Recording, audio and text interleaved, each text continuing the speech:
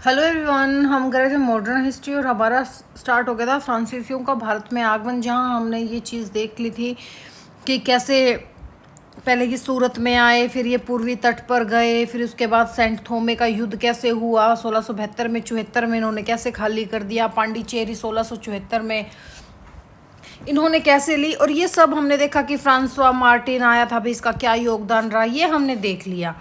ये भी next notes किस चीज़ के, ये तो वही है कि भाई आगमन कैसे हुआ और फ्रांसीसियों का आगमन, भाई सर्वोच्चता हेतु आंग्ल फ्रांसीसी युद्ध कैसे हुए। इन सब चीज़ों को करने से पहले मैं आपसे कुछ चीज़ करूँगी शेयर, उसके बाद हम इन चीज़ों पे आएंगे। देखो भाई, पांडिचेरी मिल गया था, फ्रांसिस का सपना उसका पूरा हो गया था।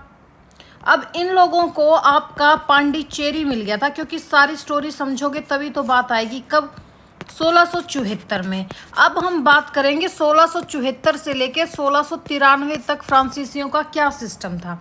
जो फ्रांसिस मार्टिन का सपना था कि भाई वो पांडिचेरी पहुंचे, और तब वो कोई बड़ा शहर नहीं था पांडिचेरी, कुछ मछुआरों की बस्ती थी, छोटी छोटी झोपड़ियां थी, कोई बड़ा बंदरगाह नहीं था वहां पे, ना कोई किला था, ना कोई गोदाम ना था, कुछ भी नहीं था। तो मार्टिन ने देखकर क्या कहा कि आज ये गांव छोटा सा है, लेकिन एक दिन यही भारत में फ्रांस की राजधानी बनेगा। तो इस उसमें मार्टिन ने पांडिचेरी का विकास करना स्टार्ट किया, यहाँ सड़कें बनवाई, गोदाम बनवाए, व्यापारियों को बसाया, किलेबंदी करवाई, बंदरगाह विकसित की, और धीरे धीरे भारतीय व्यापार, जो भारतीयों का व्यापार था वो भी यहाँ आने लगा। जैसे यहाँ पर आपके कौन कौन से मिले थे, आपके जैसे तमिल बुनकर थे यहाँ पर आपके, और क्या क्या थे, कारीगर थे, और व्यापारी क्या होने लगे भी, पांडिचेरी में बसने लगे धीरे धीरे ये लोग। कुछ ही वर्षों में एक समृद्ध व्यापारिक नगर बन गया। अब अंग्रेज और डच क्यों घबरा गए? अंग्रेजों ने देखा कि फ्रांसीसी अब केवल व्यापारी नहीं रहे, बल्कि वे अपना शहर और किला भी बना रहे हैं। डचों को भी चिंता हुई, क्योंकि कोरोमंडल तट पर अब उन्हें एक नया प्रतिद्वंदी, एक नया कॉम्पिटिटर आ गया। तो यूरोप में युद्ध हो रहे थे उस टाइम, जिसका असर भारत पे आ रहा था। यूरोप में उस टाइम, एक बार थोड़ा सा समझ लो, ये कंप्लीट करेंगे हम। 1688 में यूरोप में क्या हो रहा था? यूरोप में आपका लीग ऑफ अक्सबर्ग, जो अक्सबर्ग का था, वो युद्ध चल रहा था वहां पे। यूरोप में क्या चल रहा था? लीग ऑफ अक्सबर्ग वॉर, ये शुरू हो चुका था। इस युद्ध में जैसे आपका इंग्लैंड और आपका जो नीदरलैंड, ये क्या थे? ये तो थे दोनों एक साइड। इनका युद्ध चल पड़ा किससे? फ्रांस से। अक्सबर का युद्ध चल रहा था। दूसरी तरफ यूरोप का ये पहला युद्ध था जो भारत तक पहुंचा था। फिर 1693 में, एक बार समझ लो, सिर्फ थोड़ा थोड़ा हेडलाइंस ही देख लो कि कब क्या हुआ था। 1693 में डचों पर हमला हो गया। ठीक है, 1693 में क्या हुआ? डचों ने एक बड़ा लेकर पांडिचेरी पे हमला कर दिया। डचों पर हमला नहीं, डचों का हमला है। मैं क्या लिख रही हूँ? डचों का हमला कहाँ होता है? आपके पांडिचेरी पे होता है। ठीक है, बहुत बड़ा बेड़ा सा लेके पांडिचेरी पे हमला करते हैं 1693 में डच। फ्रांसीसी सैनिकों ने यहाँ काफी अच्छी लड़ाई भी लड़ी, लेकिन डचों की सेना ज्यादा शक्तिशाली थी। तो अब यहाँ पे 1693 में पांडिचेरी पर डचों का अधिकार हो गया। ये प्रभाव पड़ रहा था भारत में।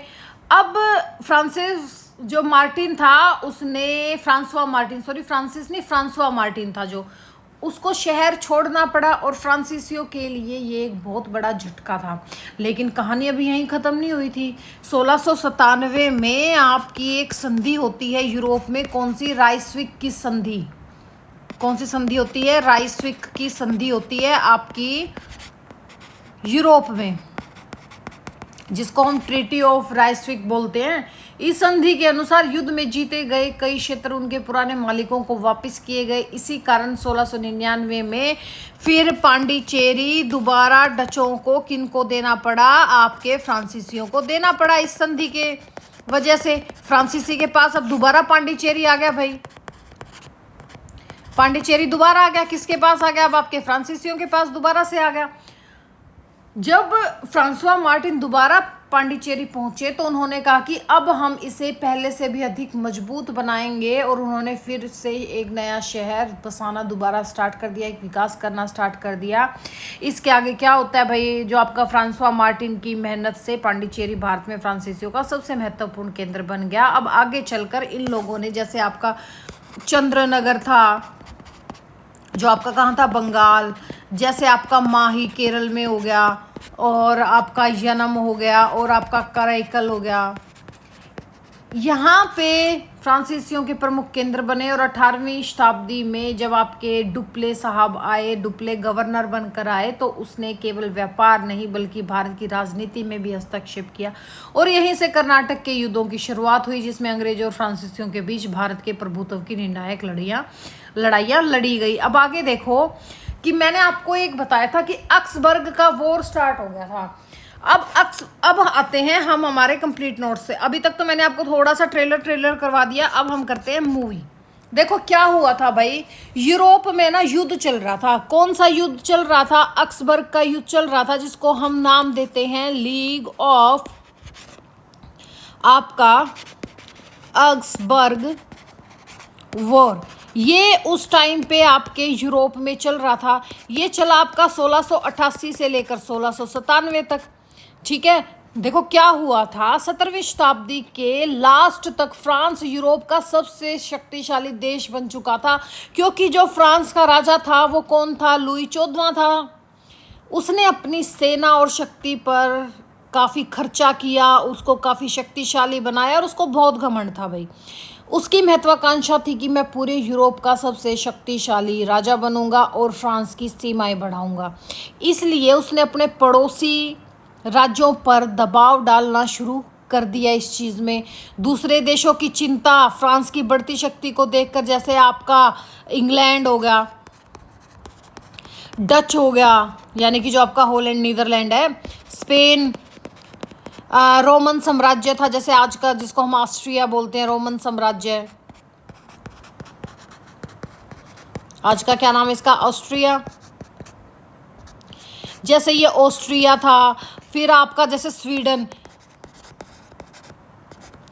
ये कुछ सहयोगी, ये सारे देश चिंता में आ गए। उन्होंने सोचा अगर आज लुई 14वां को हम नहीं रोक पाए तो कल यह पूरे यूरोप पर अधिकार कर लेगा।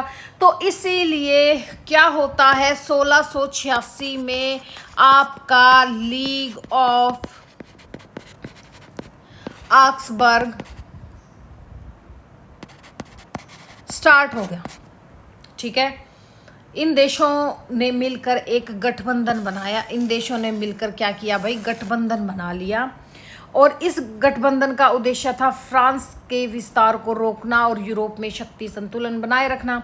युद्ध कैसे शुरू हुआ भाई? जब 1688 की बात है, 1688 में आपके जो लुई 14वां थे, इन्होंने क्या किया, इन्होंने जर्मनी में अपनी सेना भेज दी। जर्मनी का जो राइन एरिया है ना, राइन एरिया, राइन में क्या की, सेना भेजी इसने।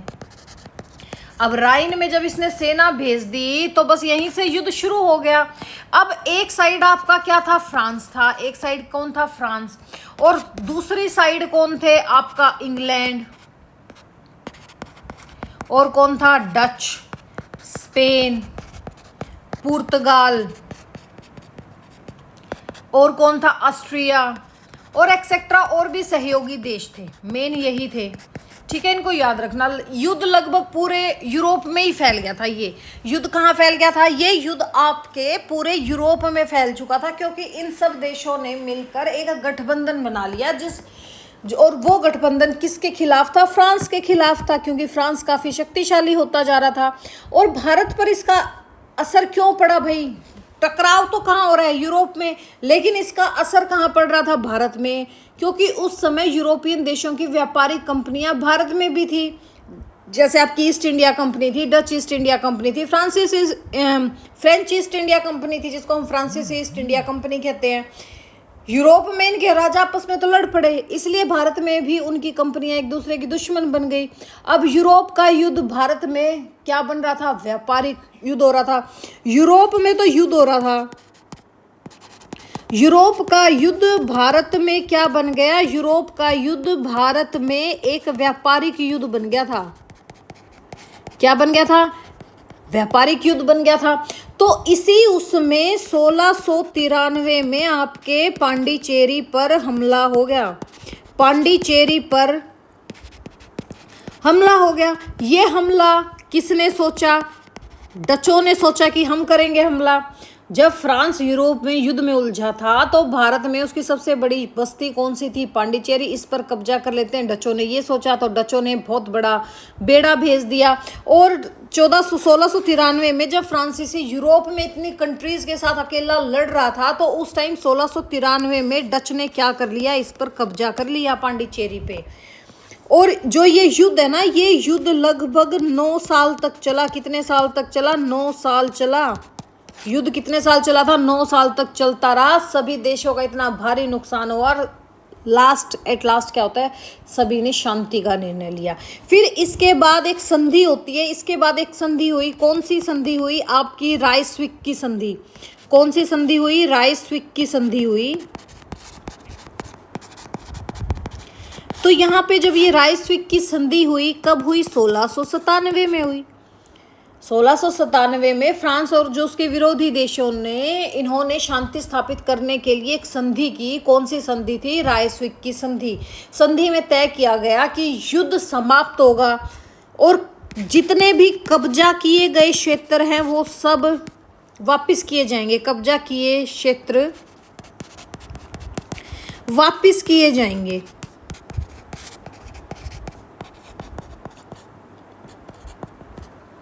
यूरोप में शांति स्थापित होगी। तो जो ये क्षेत्र वापस किए जाएंगे, इसी उसमें संधि के बाद डचों को भारत में भी अपने कब्जे वाले क्षेत्र लौटाने पड़े। और 1699 में पांडिचेरी को इस संधि के द्वारा, कौन सी? राइस्विक संधि के द्वारा दोबारा किनको दिया गया? आपके फ्रांसीसियों को दे दिया गया। कोई युद्ध लड़के नहीं लिया, संधि के थ्रू लिया था। अब फ्रांसवा मार्टिन वापस आए और उन्होंने पांडिचेरी का पुनः निर्माण किया। इस युद्ध का भारत पर क्या प्रभाव पड़ा? भाई, पांडिचेरी कुछ समय के लिए डचों के हाथ में चला गया था। 1699 में फ्रांसीसियों को वापस मिल गया और यूरोप में युद्धों का असर भारतीय राजनीति और व्यापार पर भी पड़ने लगा। आगे चलकर यही चीज आपका किसका रूप लेती है? कर्नाटक वॉर का रूप लेती है। कर्नाटक युद्ध। जैसे कर्नाटक युद्ध आपका 1746 से लेकर 1763 तक चले, ठीक है, जहां युद्ध में सीधे भारत में लड़े गए थे ये युद्ध।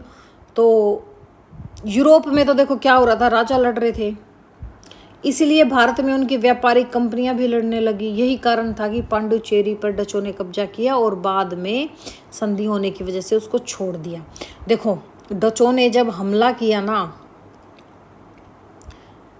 डचों ने हमला किया तो इन्होंने तो ये सोच के किया था कि फ्रांसीसी अभी वहाँ बिजी हैं तो तुम कब्जा कर लोगे। लेकिन कहते हैं ना कि जिसके नसीब में जो होता है उसको वही मिलता है। तो यही चीज़ थी, इनके नसीब में क्या था? आपका पांडिचेरी मिलना था, तो वो पांडिचेरी इनको मिल गया। फिर उसके बाद इसके बाद क्या होता है? अब इसके बाद सुनो क्या होता है, क्योंकि नोट्स तो करना ही है। नोट्स तो सिर्फ आपको भी पता है, स्टिकी नोट्स होते हैं, लेकिन स्टोरी तो हमें पता चलनी चाहिए। जब फ्रांसीसियों की वापसी होगी 1699 में, राइस्विक की संधि के बाद डचों ने पांडिचेरी को वापस दे दिया।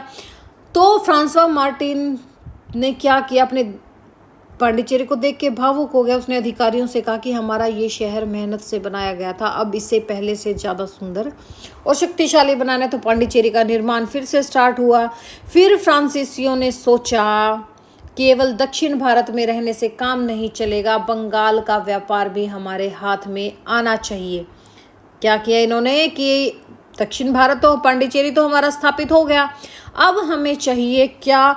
अब हमें चाहिए बंगाल। क्या चाहिए? बंगाल। अब इनकी नज़र किस पे पड़ गई थी? बंगाल। और उस समय भारत का सबसे समृद्ध प्रांत आपका बंगाल होता था। तो इसी वजह से आपके चंद्रनगर की स्थापना हुई। किसकी स्थापना हुई? चंद्रनगर की स्थापना 1690 के आसपास हो चुकी थी, लेकिन 1699 के बाद इसका विकास काफ़ी तेज़ी से हो गया था। हुगली नदी के किनारे था ये चंद्रनगर। कहाँ था ये? हुगली नदी के किनारे था। और फ्रांसीसियों ने अपना प्रमुख बंगाल केंद्र भी बना लिया था चंद्रनगर को। ठीक है, अब ये चंद्रनगर क्या बन गया था? इनका सेकंड प्रमुख केंद्र बन गया था। पहला प्रमुख केंद्र पांडिचेरी, दूसरा प्रमुख केंद्र चंद्रनगर बंगाल में बन गया था। फिर अनफॉर्चुनेटली क्या होता है, 1706 में आपके फ्रांसिस कह रही हूँ, फ्रांसीसी जो फ्रांसवा मार्टिन थे भाई, इनकी मृत्यु हो जाती है।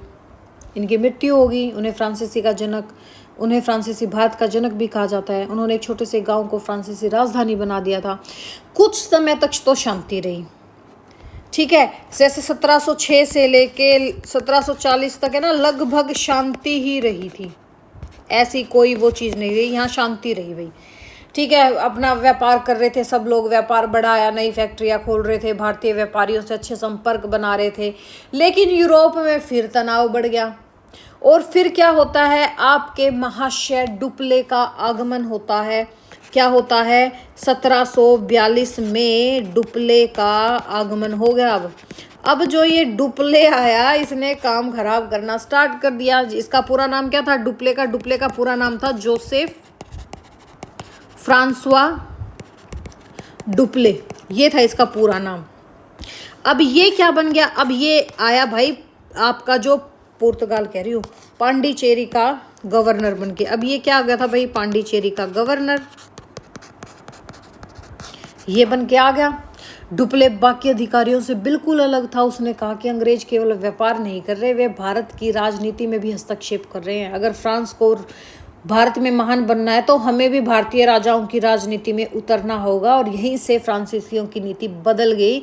अब उनका लक्ष्य केवल व्यापार नहीं बल्कि राजनीति सत्ता भी था। इसके बाद क्या हुआ? इसके बाद यूरोप में होता है क्या? यूरोप में मैंने बताया तनाव बढ़ गया था। यूरोप में ना ऑस्ट्रिया के उत्तराधिकारी का युद्ध हो गया था। क्या युद्ध हुआ? ऑस्ट्रिया के उत्तराधिकारी का युद्ध, यानी कि वॉर ऑफ ऑस्ट्रियन सक्सेशन। ये कब से कब तक चला? 1740 से लेके 1748, 8 साल तक। अब इस युद्ध का प्रभाव हमारे भारत पर पड़ा। भारत पर क्या पड़ा भाई? इसका प्रभाव पड़ा। क्यों पड़ा? क्योंकि 1746 में इसी की वजह से कर्नाटक वॉर युद्ध हो गया था। प्रथम Karnataka war, first Karnataka war start हो गया था 1746 में। यहीं से अंग्रेज और फ्रांसीसी भारत की सत्ता आमने सामने आ गई थी। ठीक है, 1746 में।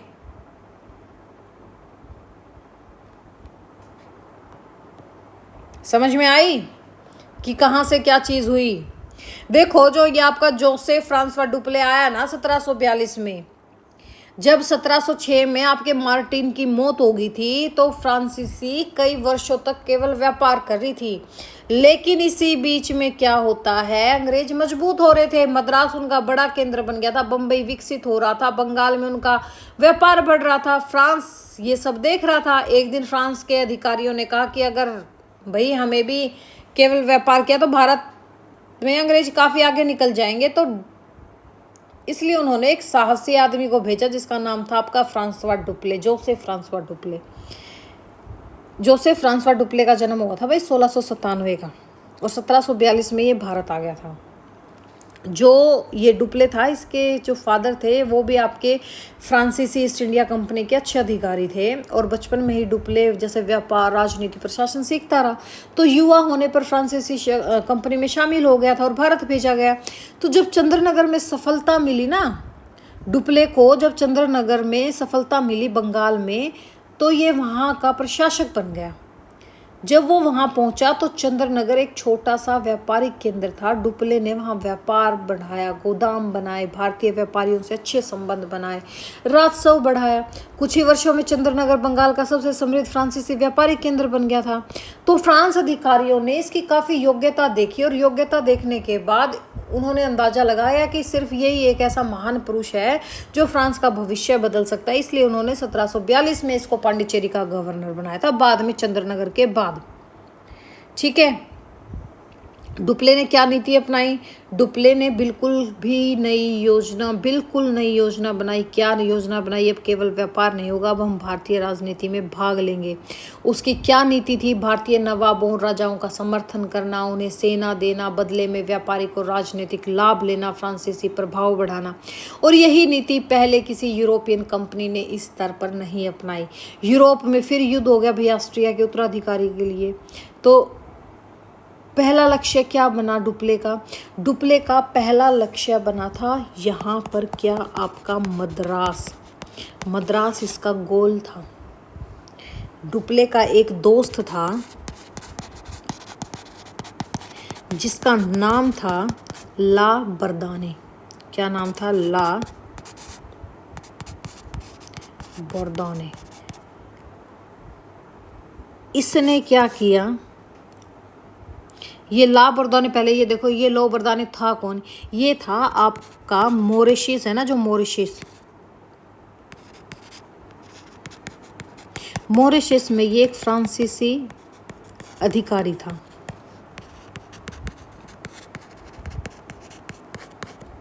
इससे सहायता मांग ली अब डुप्ले ने अपने दोस्त से कि आजा भाई, अपने युद्धपोतों के साथ भारत पहुंच जा। तो 1746 में ये बंदा भारत आ गया युद्धपोतों के साथ। दोनों ने मिलकर अंग्रेजों के सबसे बड़े केंद्र किस पर हमला किया? मद्रास पर अटैक कर दिया इन्होंने, दोनों ने मिलकर, डुप्ले ने और आपके ला बर्दाने ने। ठीक है। मद्रास पर हमला करने की योजना बना ली। यहीं से आपका युद्ध क्या शुरू हो गया? कर्नाटक का युद्ध हो गया। ठीक है। तो डुप्ले कौन था? डुप्ले पहला यूरोपीय अधिकारी था जिसने समझा कि भारत को जीतने का रास्ता केवल व्यापार नहीं बल्कि भारतीय राजनीति है। समझ में आया कि कैसे कैसे क्या क्या चीज़ चल रही थी? अब है ना, एक बार नोट्स देख लेते हैं, क्योंकि टॉपिक वाइज ही चलेंगे, बिना टॉपिक वाइज हम नहीं पैर रखेंगे कहीं पे भी। देखिए, ये भूमिका कर ली हमने, स्थापना कर ली थी फ्रांसीसियों का पहला अभियान। तो हमने देखा था कि कैरन आया था 1667 में। इसने स्टार्ट किया था सूरत में, जैसे इसने पहली फैक्ट्री बनाई थी 68 में, 69 में, फिर मसूलीपट्टनम में पहुंच गया था और ये सब चीज़ की थी। इसके बाद का हमारा टॉपिक क्या है? अब आ गया था आपका अंगल फ्रांसीसी संघर्ष। अब ये देखो कि अंगल फ्रांसीसी संघर्ष था क्या, ये चीज़ भी समझनी बहुत ज़रूरी है भाई। अंगल फ्रांसीसी संघर्ष था क्या?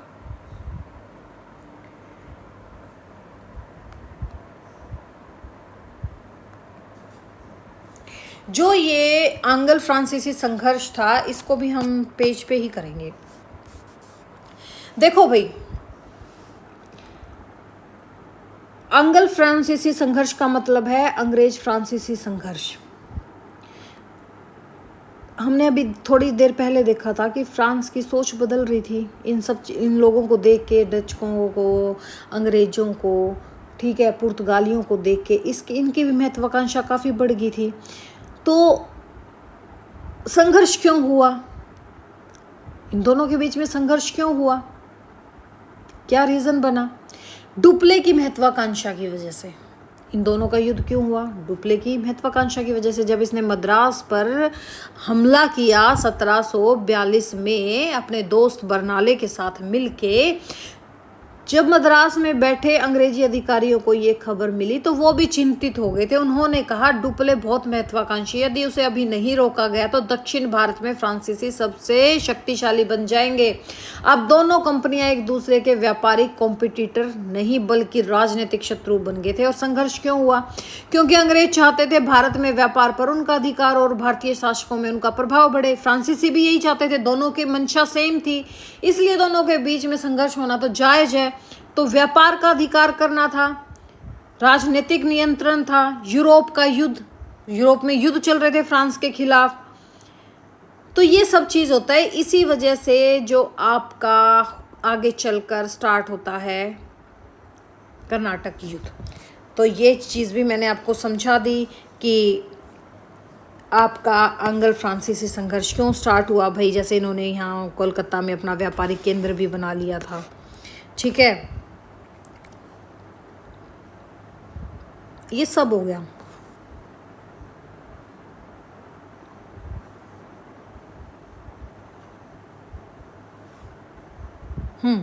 अब आते हैं हम किस पे, हमारे कर्नाटक युद्ध पे आते हैं। अब हम किस पे आते हैं, कर्नाटक युद्ध। कर्नाटक युद्ध की स्टोरी कैसे बनी भाई, कर्नाटक युद्ध की स्टोरी कैसे बनी, जैसे 3 कर्नाटक युद्ध हुए थे, 3 कर्नाटक युद्ध हुए थे। पहला कब हुआ था आपका 1740 से 48 के बीच में हुआ था। द्वितीय युद्ध कब हुआ कर्नाटक का 1749 से 54 के बीच में, और तृतीय कब हुआ 1756 से लेकर 63 के बीच में। तो जो प्रथम कर्नाटक युद्ध है वो हम अभी करते हैं पूरा। तो देखिए अब हम करते हैं कर्नाटक युद्ध, मोस्ट इंपॉर्टेंट है। टाइमलाइन क्या थी, 1740 समय था, 1740। भारत में 2 यूरोपियन शक्ति सबसे मजबूत थी, एक आपकी ब्रिटिश ईस्ट इंडिया कंपनी और एक थी आपकी फ्रांस ईस्ट इंडिया कंपनी। ये दोनों मजबूत हो रही थी, दोनों की शुरुआत व्यापार से हुई थी, लेकिन धीरे धीरे दोनों को समझ में आ गया था कि जो भारत की राजनीति को नियंत्रित करेगा वही भारत में व्यापार का भी अधिकारी होगा। तो दोनों के बीच में कंपटीशन स्टार्ट हो गया भाई। तो फिर ऑस्ट्रिया में आपको पता है 1740 में युद्ध भी हो रहा था, ऑस्ट्रिया के उत्तराधिकारी का युद्ध हो रहा था। एक तरफ आपका इंग्लैंड और ऑस्ट्रिया था और दूसरी तरफ फ्रांस और उसके सहयोगी देश थे। एक दिन पांडिचेरी में डुप्ले ने भी अपने अधिकारियों से कहा, यूरोप में हमारे राजा अंग्रेजों से लड़ रहे हैं, तो अब हम भारत में भी अंग्रेजों को चुनौती देते हैं। तो डुप्ले ने और ला बरदाने ने योजना बनाई कि अब युद्ध पोत लेकर भारत आ जाओ, हम अंग्रेजों के सबसे बड़े केंद्र किस पर, मद्रास पर अटैक करेंगे, ठीक है। तो 1746 में भाई साहब आते हैं ला बरदाने अपने जहाजों के साथ और ये भारत में प्रवेश कर गए। तो इन्होंने मद्रास पर हमला कब कर दिया, 1746 में, जो उस समय अंग्रेजों का महत्वपूर्ण व्यापारिक केंद्र था। फ्रांसीसी जहाजों ने समुद्र में मद्रास को पूरे तरीके से घेर लिया, कई दिनों तक युद्ध चला और लास्ट में यहाँ पर अंग्रेजों ने क्या कर दिया, अंग्रेजों ने सरेंडर कर दिया भाई। अंग्रेजों ने क्या कर दिया, आत्मसमर्पण कर दिया था इनके आगे, आत्मसमर्पण कर दिया। अब 1746 में मद्रास पर कब्जा किसका हो गया, फ्रांसीसियों का कब्जा हो गया। तो यहाँ पर डुप्ले काफी खुश हो गया, उसने कहा ये तो बस शुरुआत है, अभी पूरे दक्षिण भारत में फ्रांस का प्रभाव देखना। तो डुप्ले और पर कहते हैं ना कि कुछ चीज जरूरी नहीं होए, जो डुप्ले था और इसका दोस्त था ला बरदाने, इन दोनों के बीच में विवाद हो जाता है भाई। इन दोनों के बीच में क्या बढ़ा, विवाद हो गया। लेकिन तभी ये समस्या खड़ी होगी, ला बरदाने चाहता था कि अंग्रेजों से धन लेकर मद्रास उन्हें वापस कर देते हैं, लेकिन डुप्ले कह रहा था कि नहीं, मद्रास हमेशा के लिए फ्रांस के पास रहेगा। दोनों फ्रांसीसी दोस्त नेताओं का आपस में झगड़ा हो गया और इस झगड़े का फायदा अंग्रेजों को मिला। तो कर्नाटक के नवाब ने हस्तक्षेप कर दिया। उस टाइम जो आपका कर्नाटक का नवाब साहब थे वो कौन थे, अनवरुद्दीन थे, अनवरुद्दीन खान थे उस टाइम आपके कर्नाटक के नवाब। तो इस भाई साहब ने डुप्ले को क्या कहा, डुप्ले से कहा कि तुम बिना मेरी अनुमति के मेरे राज्य में युद्ध नहीं कर सकते, मद्रास अंग्रेजों को वापस करो। दे दी भाई इसने धमकी। डुप्ले ने कहा तू कौन, मना कर दिया। नवाब बोला तूने मेरे को ऐसे कैसे कह दिया, तू कौन, अब तू देख कि मैं कौन। नवाब साहब ने इसको हटाने के लिए 10,000 के करीब सैनिक भेज दिए लड़ाई करने के लिए, अनवरुद्दीन खान ने। तो यहाँ पे आपका 1746 में मैंने पीछे भी लेक्चर में आपको करवाया था, सेंट थोमे,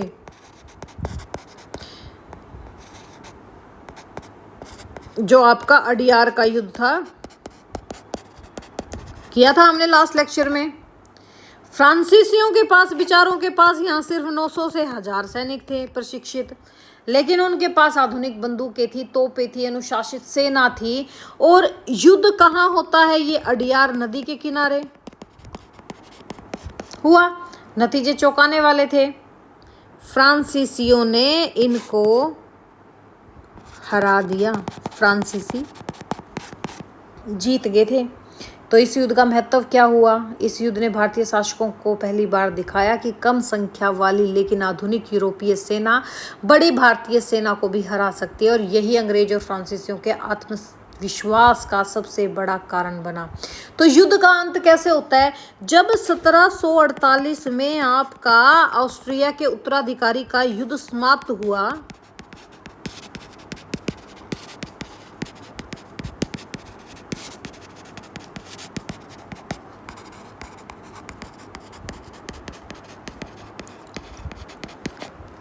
सत्रह सौ अड़तालीस में हुआ, तो हमने देखा था कि यहाँ पे एक संधि हुई थी। कौन सी? यहाँ पे एक संधि होती है, एक्स ला शापेल की संधि। मोस्ट इंपॉर्टेंट है, इसको लगा लो। कब हुई थी एक्स ला शापेल की संधि? 1748 में यूरोप में हुई थी। लेकिन इस संधि में क्या कहा गया? इस संधि में कहा गया कि भाई मद्रास अंग्रेजों को वापस कर दो। देखो संधि कहाँ हो रही है? यूरोप में। असर कहाँ हो रहा है? भारत में। अंग्रेजों को वापस करना, बदले में फ्रांस को उत्तरी अमेरिका का क्या देना? फ्रांस को क्या देना? जो आपका नॉर्थ अमेरिका का लुइसबर्ग था, ये देना था फ्रांस को। तो इस प्रकार जो आपका प्रथम कर्नाटक युद्ध था 1746 से 1748 तक, ये समाप्त हो जाता है। किससे समाप्त होता है? एक्स ला शापेल की संधि से। यहाँ शासक कौन था? अनविरुद्दीन। सिर्फ इतना ही याद रखना, इसके आगे कुछ भी मत रखना। यहाँ पे यूरोप में ऑस्ट्रिया के उत्तराधिकारी का युद्ध हो रहा था, लेकिन वहाँ पे लास्ट में संधि हो जाती है 1748 में, एक्स ला शापेल की संधि। उसके साथ ही संधि का असर भारत में आता है, और भारत में क्या असर आता है कि मद्रास अंग्रेजों को वापस कर दिया जाए, बदले में फ्रांस को उत्तरी अमेरिका में लुइसबर्ग वापस दिया जाए। तो इस प्रकार आपका प्रथम कर्नाटक युद्ध समाप्त हो गया। अब इस युद्ध के परिणाम क्या निकले भाई? फ्रांसीसी सेना की शक्ति सिद्ध हो गई, भारतीय शासकों को यूरोपीय सैन्य तकनीक का महत्व समझ में आया। अंग्रेज और फ्रांसीसी अब केवल व्यापारी नहीं रहे, बल्कि भारत की राजनीति में सक्रिय हो गए थे। समझ में आया कैसे हुआ?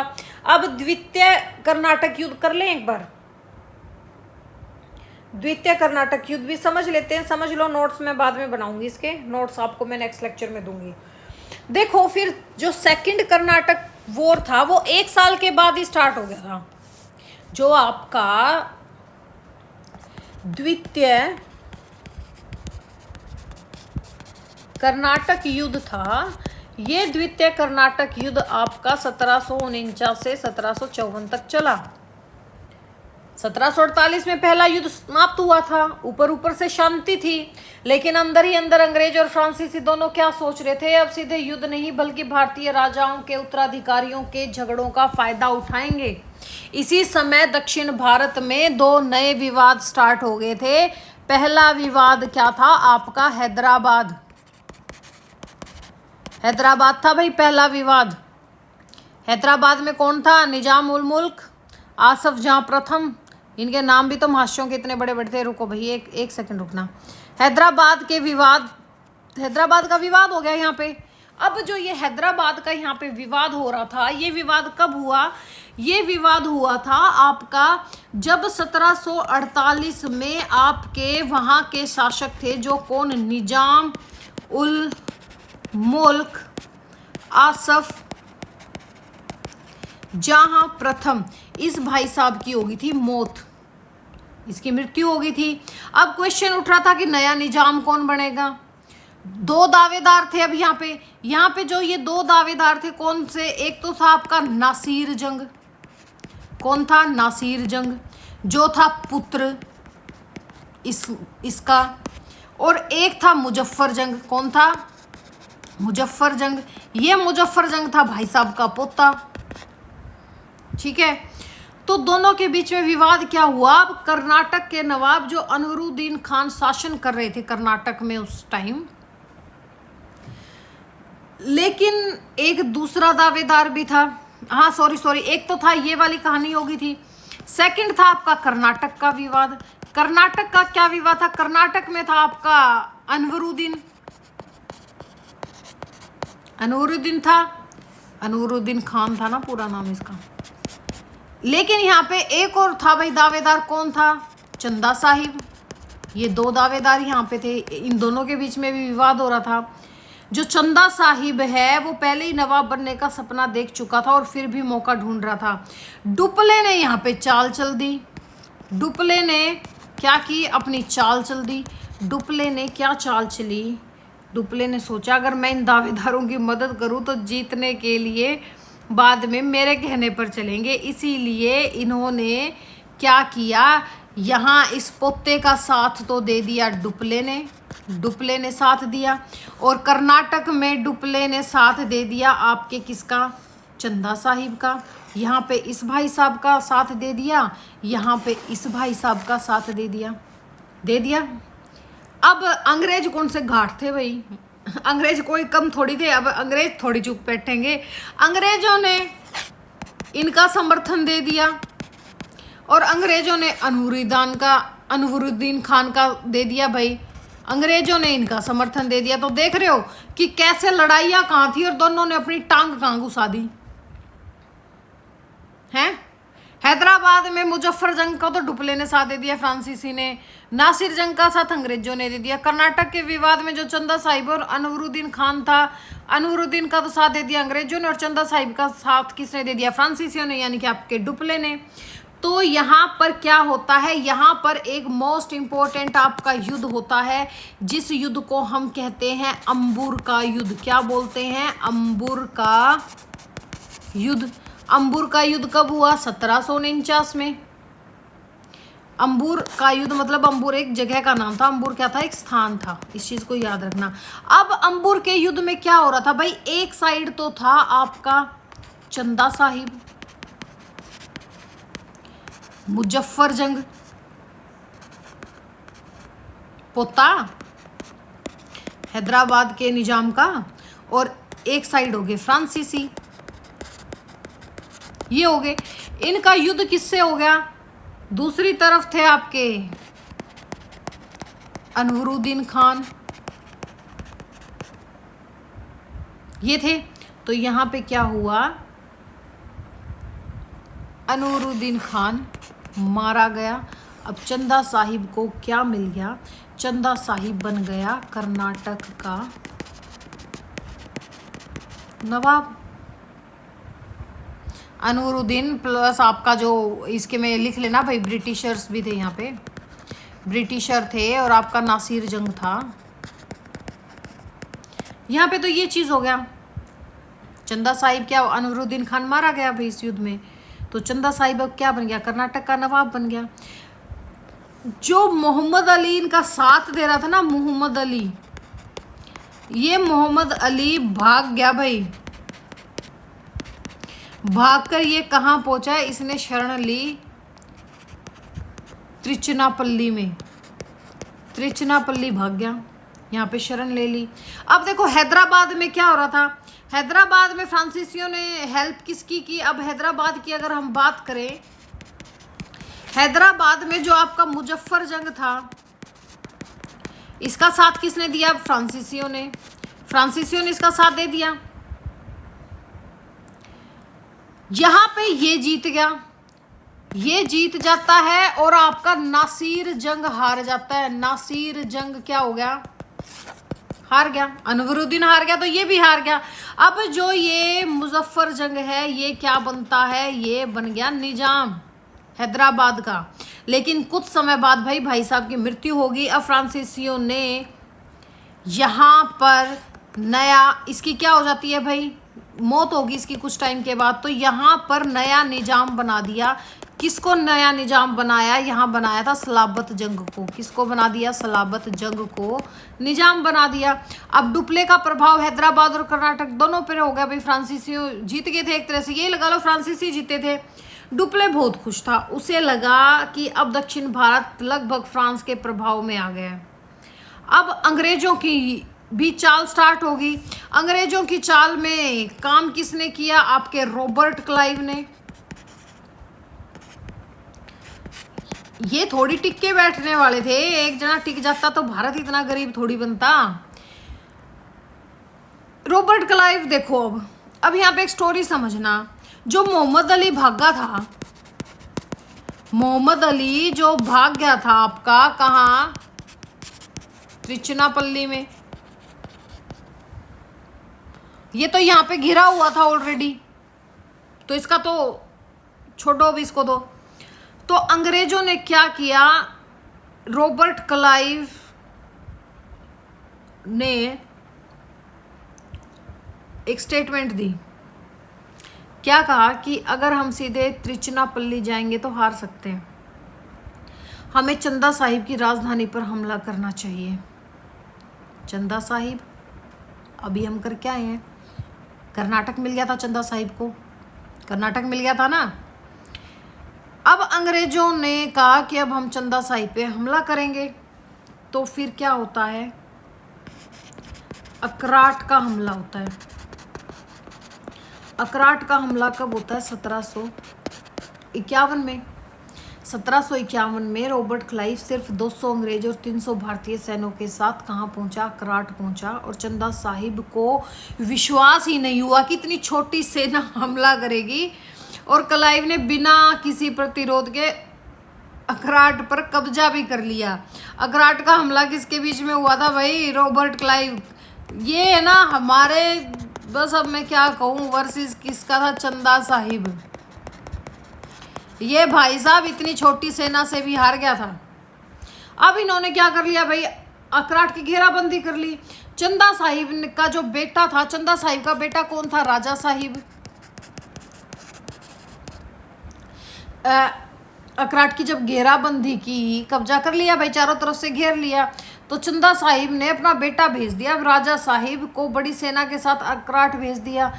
ये युद्ध लगभग 53 दिनों तक चला था, 53 डेज। घेराबंदी मतलब ये कह दो कि आपके घर के बाहर बैठ के चारों तरफ 53 दिनों तक किले को घेराबंदी रखी इन्होंने। बारिश भी हुई, भोजन भी कम हो गया, लेकिन रॉबर्ट क्लाइव ने हार नहीं मानी। अंत में राजा साहिब हार गया, और युद्ध का परिणाम क्या निकला, कई भारतीय शासकों को लगा कि अंग्रेज भी फ्रांसीसी जितने ही शक्तिशाली हैं। धीरे धीरे चंदा साहिब के साथ ही उसका साथ छोड़ने लगे। और 1752 में क्या होता है, 51 में तो ये हो रहा था, 1752 में चंदा साहिब इनके हाथ भी लग गया। चंदा साहिब हाथ लग गया भाई, पकड़ा गया। ये पकड़ा गया तो इसकी हत्या कर दी। अब जो त्रिचनापल्ली में मोहम्मद अली जाके बैठा था ना, मोहम्मद अली, अब ये मोहम्मद अली कर्नाटक का नवाब बन गया था।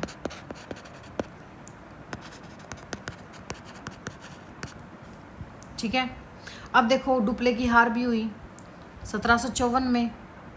डुप्ले था जो, डुप्ले ने बहुत धन और सेना खर्च कर दी थी, लेकिन उसे अपेक्षित सफलता ही नहीं मिल रही थी, क्योंकि रॉबर्ट क्लाइव भी एक चतुर आदमी था।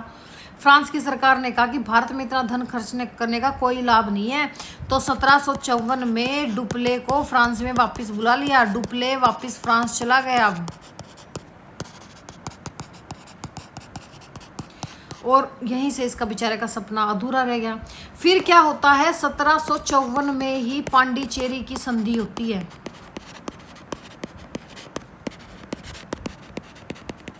1754 में क्या हुई, पांडिचेरी की संधि हुई। अंग्रेजों और फ्रांसीसियों के बीच समझौता हुआ, दोनों ने अस्थायी शांति स्वीकार की, और द्वितीय कर्नाटक युद्ध यहाँ पे समाप्त हो गया। द्वितीय कर्नाटक युद्ध का महत्व क्या बढ़ा भाई, जो रॉबर्ट क्लाइव था वो एक महान सैन्य नेता बनकर उभर गया। डुप्ले का बेचारे का राजनीतिक सपना टूट गया, और अंग्रेजों का प्रभाव दक्षिण भारत में भी बढ़ गया। फ्रांसीसी शक्ति कमजोर होने लगी।